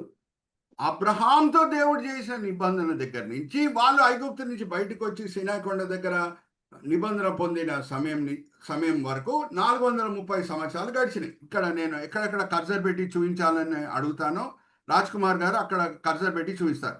సో 12వ అధ్యాయం 7వ వచనం బ్రదర్, పైన ఆ ఫ్లాగ్ ఉంది చూడండి, అక్కడ నిబంధన చేయబడింది. ఓకే, అక్కడి నుంచి ఈసాక్ పుట్టిన వరకు, అప్పుడు అబ్రహాం వయసు 75. ఓకే, ఆ నిబంధన చేసిన దేవుడు ఆ వాగ్దానం చేసినప్పుడు 75. ఈసాకు పుట్టినప్పుడు అబ్రహాం వయసు 100. అది మనకందరికీ తెలుసు. అక్కడ మైల్ రాయి మీద కర్సర్ పెట్టి చూపిస్తున్నారు చూడండి. ఆదికాండం 21వ అధ్యాయం 5వ వచనం మనం చదివితే అబ్రహాము వయసు 100 సంవత్సరాలు. అయితే నేను మీ దగ్గర నుంచే ఒక ప్రశ్న అడుగుతున్నాను, మీరే నాకు జవాబు ఇవ్వాలి. ఆ నిబంధన దేవుడు ఆ ఒప్పందం దేవుడు చేసినప్పుడు ఆ ప్రమాణం చేసినప్పుడు అక్కడి నుంచి ఈసాకు పుట్టే వరకు ఎన్ని సంవత్సరాలు గడిచినాయమా? 25.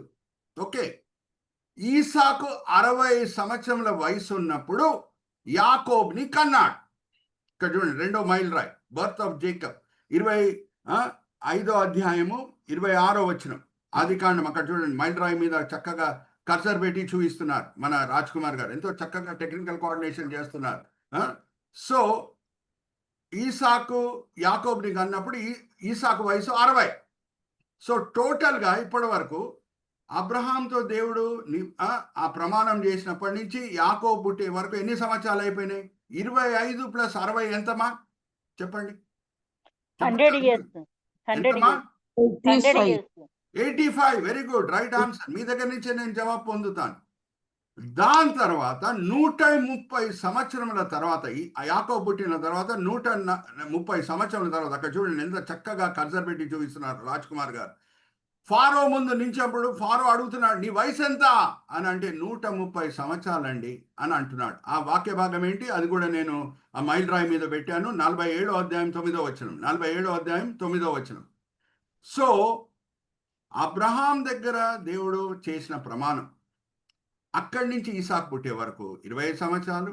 ఈసాకు 60 సంవత్సరాల వయసు ఉన్నప్పుడు యాకోబుని కన్నాను. యాకోబు 130 సంవత్సరాల వయసు ఉన్నప్పుడు ఐగుప్తుకు వచ్చాను. ఎన్ని సంవత్సరాలు గడిచిపోయినాయిమా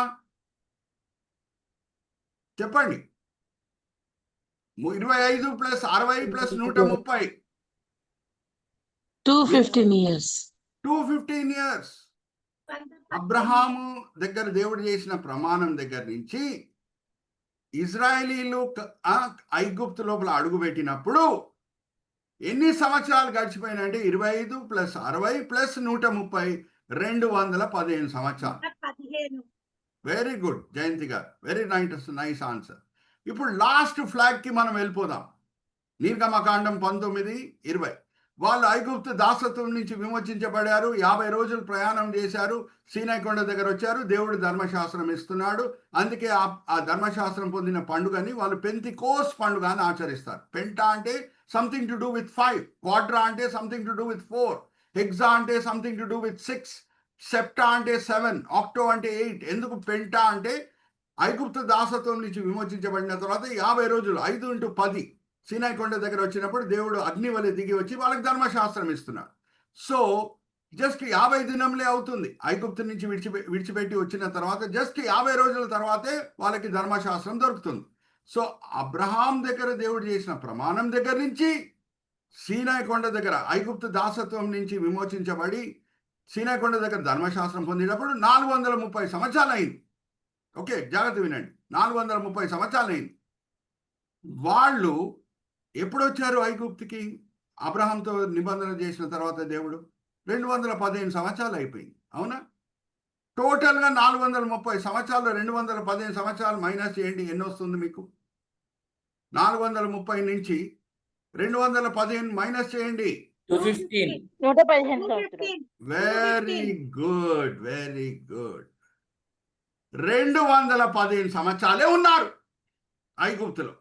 ఆర్ యు ఆల్ అండర్స్టాండింగ్ అమ్మా? 400 సంవత్సరాలు ఉంటే ఎట్లా వీలవుతుందమ్మా? అక్కడ వచ్చినప్పుడే కోహాత్ పుట్టాడు. ఆల్రెడీ కోహాత్ ఉన్నాడు. కోహాత్ కుమారుడు అమ్రామ్, అమ్రామ్ కుమారుడు మోషే. అంతే కదా?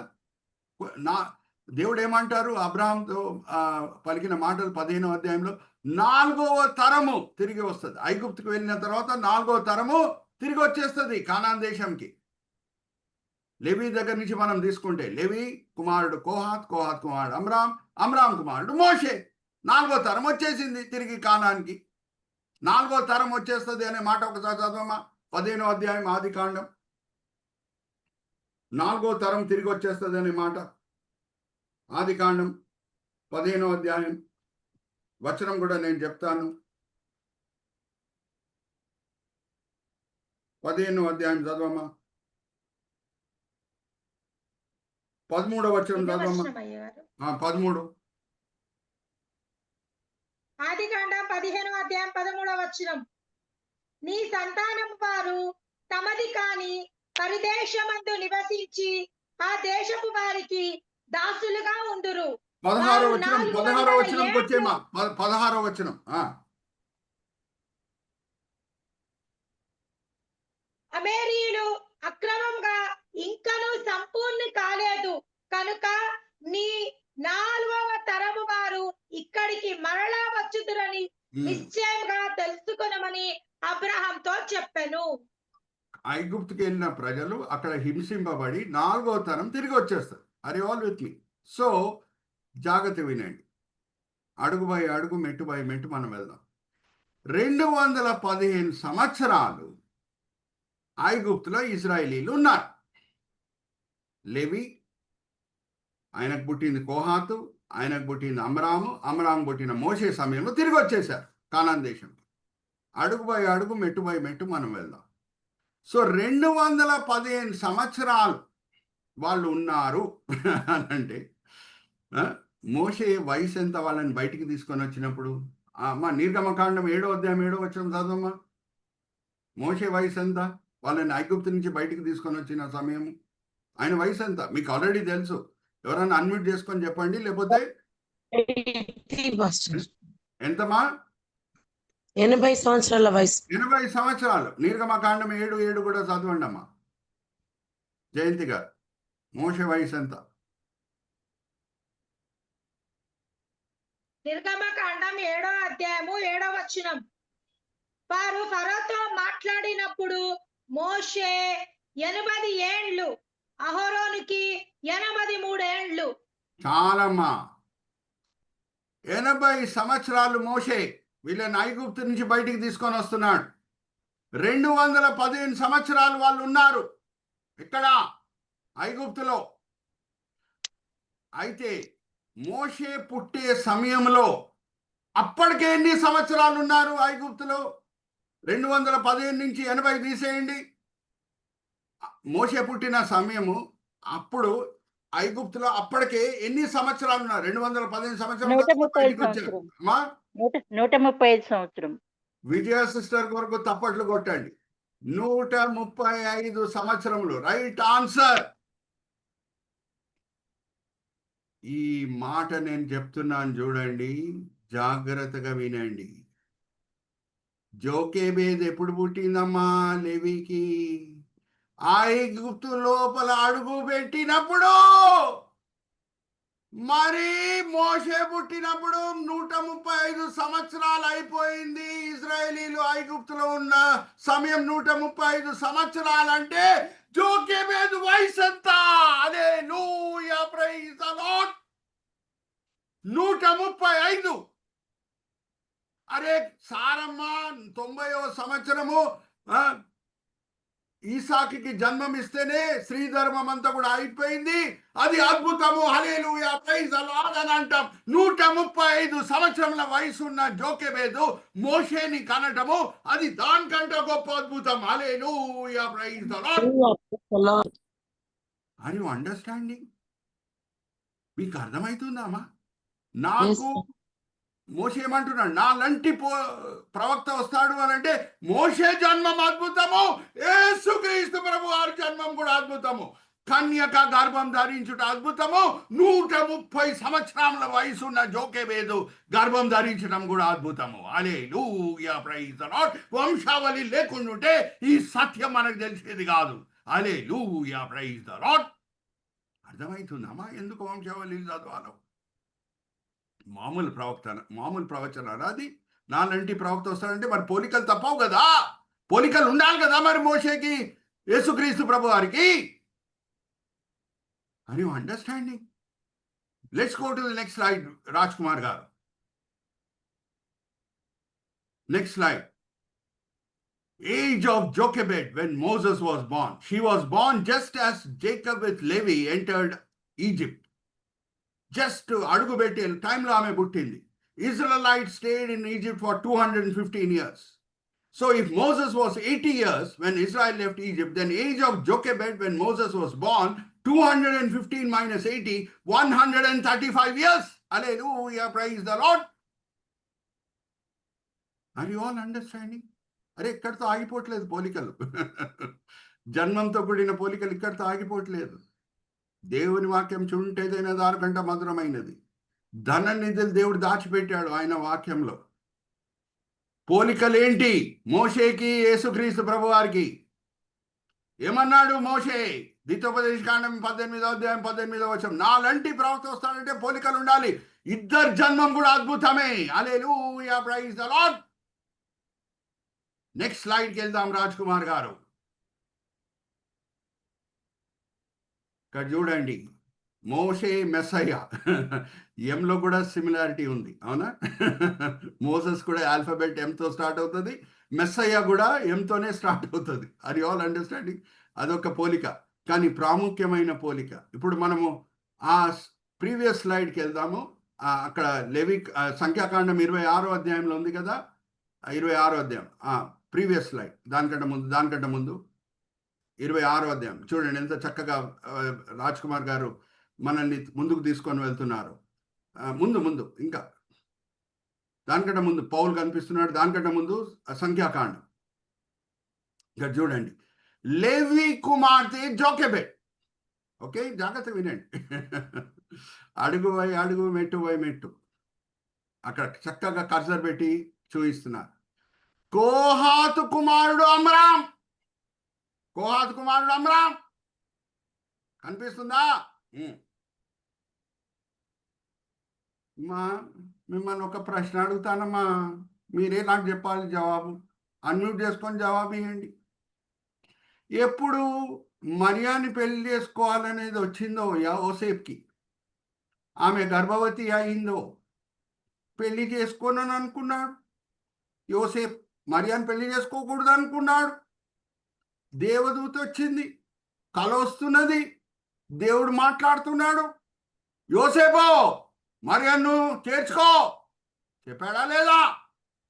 Give me an answer. Yes, pastor. Yes, very good. అమ్రాం కంట వయసులో ఎక్కువ జోకెబేద్ని పెళ్లి చేసుకోవాలంటే అమ్రామ్కి అభ్యంతరం ఉండదా? ఉంటది. దేవుడు ఆజ్ఞాపించాడు. హల్లెలూయా, ప్రైజ్ ద లార్డ్. యోసేపుని ఎలాగ ఆజ్ఞాపించాడో మరియను చేర్చుకోవని, అలాగే అమ్రామ్ని ఆజ్ఞాపించాడు. మిమ్మల్ని అడుగుతున్నానండి, పుట్టినప్పటి నుంచి ఆంటీ ఆంటీ అని పిలిచాడు అమ్రాము జోకెబేద్ని. ఆయనే స్వయానా వచ్చి అమ్మా నిన్ను పెళ్లి చేసుకుంటానని వస్తాడా ఆంటీ దగ్గర? మీరు అన్మ్యూట్ చేసుకొని చెప్పండి నాకు. లేదండి. ఎట్లా వస్తాడమ్మా? చిన్నప్పటి నుంచి పెరిగిన అమ్రాము ఆంటీ ఆంటీ అని పిలిచిన జోకెబేద్ని దగ్గర వచ్చి అమ్మా ఆంటీ నిన్ను నేను పెళ్లి చేసుకుంటానని అంటాడా? అన్నాడు పాస్టర్ గారు. దేవుడు ఆజ్ఞాపించాను. హల్లెలూయా, ప్రైజ్ ద లార్డ్. యోసేపుని ఎలాగ దేవుడు ఆజ్ఞాపించాను మరియను పెళ్లి చేసుకోవాలని, అలాగే ఆమ్రామ్ని దేవుడు ఆజ్ఞాపించాను. ఎందుకంటే అద్భుతం జరగాలి. 135 సంవత్సరంల వయసున్న జోకెబేదు మోషేని కనాలి. హల్లెలూయా, ప్రైజ్ ద లార్డ్. మా వంశావళి లేకుండా ఉంటే ఈ మర్మాలు మనకు తెలియవమ్మా. నేను చిన్న పిల్లోడు వల్ల ఏడ్చానమ్మా. దేవుడు నాకు ఇది బయలుపరిచినప్పుడు, రాబీస్తో కరస్పాండ్ చేసి ఈ సత్యాలు నేను తెలుసుకున్నప్పుడు చిన్న పిల్లోడు వల్ల ఏడ్చాను. Are you all understanding? గర్భం ధరించటము అద్భుతం, పెళ్లి అవటం కూడా పోలికలు మనకు కనిపిస్తున్నాయి. యోసేపు దేవుడు చెప్పకుండా ఉంటే మరియాను పెళ్లి చేసుకుంటాడా? అడుగుతున్నా మిమ్మల్ని. అన్మ్యూట్ చేసుకొని చెప్పండి. చేసుకోడు. చేసుకోడు. నో అయ్యగారు. దేవుడు చెప్పకుండా ఉంటే అమ్రామ్ జోకెబేద్ని పెళ్లి చేసుకుంటాడా? చేసుకోడు. చేసుకో. నో చేసుకోండి. పోలికలు. నా లాంటి ప్రవక్త వస్తాడు అని అంటే మరి పోలికలు తప్పవు. Hallelujah, praise the Lord. Are you all understanding? ఇప్పుడు let's go to that Excel sheet brother. నేను వచ్చే వారంలో ఇంకా మోషే యేసుక్రీస్తు ప్రభువారి మధ్యన ఉన్న పోలికలు ఏంటో ఇక్కడ చూడండి. Serial number, serial 2, serial 3, serial 4 ఏమేమి అద్భుతాలు ఉన్నాయి, ఏమేమి పోలికలు ఉన్నాయి మోషే యేసుక్రీస్తు ప్రభువారి మధ్యన. ఎందుకంటే ఆ ద్వితోపదేశకాండం 18వ అధ్యాయం 18వ వచనం చాలా ముఖ్యమైన వాక్య భాగం. దాన్ని ఆధారం చేసుకొని అపోస్తులు యూదుల మధ్యన సువార్త బోధించి యేసువే మెస్సయ్య అని రుజువుపరిచారు. సో ఆ మర్మంతో కూడిన ప్రవచన ద్వితోపదేశకాండం 18వ అధ్యాయం 18వ వచనం, దాని నుంచి అనేక పాఠములు మనం నేర్చుకోవచ్చు. మొదటిగా ఏంటి? అన్ని నేను ఎమ్స్ వాడుతున్నాను. ఎందుకు? మోషే పేరు కూడా ఎంతో స్టార్ట్ అవుతుంది, మెస్సయ్య పేరు కూడా ఎంతో స్టార్ట్ అవుతుంది. కాబట్టి మొదటి పోలిక ఏంటి? Miracle at birth. Jochebed brother, నేను చదువుతుంటే ఒక్కసారి దాని మీద కర్సర్ పెట్టి చూపించండి. Miracle at birth. మోసెస్ కింద మీరు చూడండి. Jochebed the mother of Moses was 135 years old when she gave birth. అద్భుతం. 135 సంవత్సరముల వయసున్న స్త్రీ గర్భం ధరించుట. అరే సారా 90 సంవత్సరాలు గర్భం ధరిస్తేనే అద్భుతం అని అంటున్నాం. స్త్రీ ధర్మం ఆగిపోయింది ఆమెలో. మేరీ, ఇప్పుడు మెస్సయ్య కింద చూడండి. Mary the mother of Jesus was a virgin at the time of Jesus birth. ఇద్దరు జన్మం అద్భుతమే. మ్యారేజ్ పర్సువేషన్, ఇక్కడ కింద రండి. మ్యారేజ్ పర్సువేషన్, దేవుడు ఒప్పిస్తేనే అమ్రాము జోకెబేద్ని అంగీకరించాడు. యోసేపు ఒప్పింపబడిన తర్వాతనే దేవుని చేత మరియని చేర్చుకున్నాడు. మత్తయి సువార్త 1వ అధ్యాయం 18వ వచనం నుంచి 21వ వచనం. ఇద్దరు శిశువులుగా ఉన్నప్పుడు, let's go to the next subheading brother, mortal danger. ఇద్దరు శిశువులుగా ఉన్నప్పుడు ప్రాణ ఆపదలకి గురి అయ్యారు. ఫారో మోషే సమయంలో ఇచ్చిన ఆజ్ఞ ఏంటంటే చిన్నపిల్లలను అందరినీ కూడా మీరు నైల్ నదిలో వేసేయండి. అక్కడ హేరోదు రాజు యేసుక్రీస్తు ప్రభువు జన్మించిన టైంలో బెత్లెహేంలో ఉన్న చిన్నపిల్లలందరినీ, 2 సంవత్సరంలో చిన్నపిల్లలందరినీ కూడా చంపివేసేయండి. ఇద్దరిని కూడా ప్రాణాపద నుంచి దేవుడు కాపాడాడు. Hallelujah, praise the Lord. Are you all understanding? పుట్టినప్పుడు ఫారో రాజు ఆజ్ఞాపించలేదు. అద్భుత రీతిగా మోషేని దేవుడు కాపాడలేదు చిన్న వయసులో ఉన్నప్పుడు. Give me yes or no? అలాగే యేసుక్రీస్తు ప్రభువారు కూడా శిశువుగా ఉన్నప్పుడు హేరోదు రాజు చంపుటకు ప్రయత్నించినప్పుడు అద్భుత రీతిగా దేవుడు కాపాడాడు. ఎందుకంటే ఇద్దరు పట్ల, మోషే పట్ల మెస్సయ్య పట్ల దేవుని ప్రణాళిక ఉంది. అది ముగిస్తేనే వాళ్ళు ఈ లోకం విడిచిపెట్టి రావాలి. ఆ ప్రణాళిక ముగిస్తేనే ఈ లోకం విడిచిపెట్టి వెళ్ళాలి. Are you all understanding? ఒక Yes, ప్రత్యేకమైన కారణం బట్టి మోషే పుట్టాడు, ప్రత్యేకమైన కారణం బట్టి మెస్సయ్య పుట్టాడు. Are you all with me? Yes pastor. Are you all with me? ఇంకా అనేక మర్మాలు ఉన్నాయి. ఇంకా ఎంతో కూడింది అన్ని కూడా మనము రాబోయే దినంలో చూడబోతున్నాం. ఈరోజు ఓన్లీ వంశావళిని వాడి ఇద్దరు జన్మం కూడా అద్భుతము. వాళ్ళ నాన్నగారులు పెళ్ళి కూడా దేవుని ప్రేరేపణ వల్లనే, దేవుని సంకల్పం ప్రకారమే జరిగింది. దేవుడు ఒప్పిస్తేనే అమ్రాము జోకెబేద్ని పెళ్లి చేసుకున్నాడు. దేవుడు ఒప్పిస్తేనే యోసేపు మరియని ఇంటికి తీసుకొని వచ్చుకున్నాడు. Are you all with me? ఇంకా అనేక మర్మాలు ఉన్నాయి. ఎంతో కూడింది వచ్చే వారంలో మనం పంచుకుందాం. దేవుని వాక్యం చుంటే దేని దానికంటే మధురమైనది. అనేక సంగతులు మనం నేర్చుకుందాం. మన దేవుడు ఎంత గొప్ప దేవుడు అని గ్రహిద్దాం. అంత గొప్ప దేవుని చేతిలో మన జీవితాలను పరిపూర్ణంగా సమర్పించుకోవటంలో మనం ఎప్పుడు కూడా వెనకాల అడుగు వేయకూడదు. అంత నమ్మదగిన దేవుడు. ఆయన పట్ల మన హృదయంలో రుణంని, ప్రేమని నూతనపరుచుకుందాం. Are you all with me? Bible study వెనకాల ఉన్న అన్నిటికంటే ప్రాముఖ్యమైన గురి ఏంటి? మన దేవుడు ఎంత గొప్ప దేవుడు, ఎంత మంచి దేవుడు అని గ్రహించి మన హృదయాల్లో ఆయన పట్ల ప్రేమని, సమర్పణని, రుణంని మనం నూతనపరచుకోవాలి. ఆర్ యు ఆల్ విత్ మీ? ఇక్కడ నేను ముగిస్తున్నాను. వచ్చే వారము marriage, miracles, mount of transfiguration అన్ని కూడా మనం చూస్తాం. యేసుక్రీస్తు ప్రభువారు ఆయన జీవితంలో మనం చూస్తే టాబోర్ కొండ మీద రూపాంతరం పొందారు. మరి మోషే కూడా రూపాంతరం పొందాలి కదా. సీనాయి కొండ మీద ఆయన రూపాంతరం పొందుతున్నాడు. దాంతో కూడిన వాక్య భాగంలో అన్ని కూడా మనం వచ్చే వారము చూడబోతున్నాం. ఇంకా అనేక పోలికలు ఉన్నాయి యేసు మెస్సయ్యకి మోషే మధ్యన. అందుకే ఆ వాక్య భాగం ఎంతో ముఖ్యం. నా లంటి ప్రవక్త వస్తాడంటే పోలికలు తప్పవు. ఆర్ యు ఆల్ విత్ మీ? ఇక్కడ నేను ముగిస్తున్నాను. చిన్న ప్రార్థన చేసి మరి ఫ్లోరు మన రాజ్ కుమార్ గారికి అప్పచెప్తాను. తండ్రి, ఈ సమయం బట్టి ఎంతో వందనాలు. ఈ వేదికని స్థాపించిన సహోదరి దెబోరా బట్టి ఎంతో వందనాలు తండ్రి. ఎంతో దూరదర్శనంతో ఆ సహోదరి ఈ జూమ్ ఫోరంని ఎస్టాబ్లిష్ చేసింది. అనేకులు మేలు పొందాలి, సార్వత్రిక సంఘం మేలు పొందాలి, ఎప్పుడు చదువని వంశావళిల చేత పాఠాలు నేర్చుకోవాలి అని ఎంతో మంచి ఉద్దేశంతో తండ్రి ఈ జూమ్ మీటింగ్స్ కండక్ట్ చేస్తుంది సహోదరి కరుణ, సహోదరి దెబోరా. ఎంతో చక్కగా ఈరోజు టెక్నికల్ కోఆర్డినేషన్ చేసిన బ్రదర్ రాజ్ కుమార్ గారిని మీ చేతిలో అప్పచెప్తున్నాం. ఆయన దీవించండి, ఆశీర్వదించండి. ఎంతో చక్కగా వాక్యం చదివిన సహోదరి జయంతిని మీ చేతిలో అప్పచెప్తున్నాం. దీవించండి, ఆశీర్వదించండి. ఎంతో ఉత్సాహంతో ఈ జూమ్ మీటింగ్లో పాల్గొన్న అందరు పార్టిసిపెంట్స్ తండ్రి, దగ్గర 11 మంది ఉన్నారు. అందరిని మీ చేతిలో అప్పచెప్తున్నాం. ఎంతో ఉత్సాహంతో పాల్గొన్నారు, ఆనందిస్తున్నారు దేవుని వాక్యంలో. వాళ్ళని దీవించండి, ఆశీర్వదించండి తండ్రి.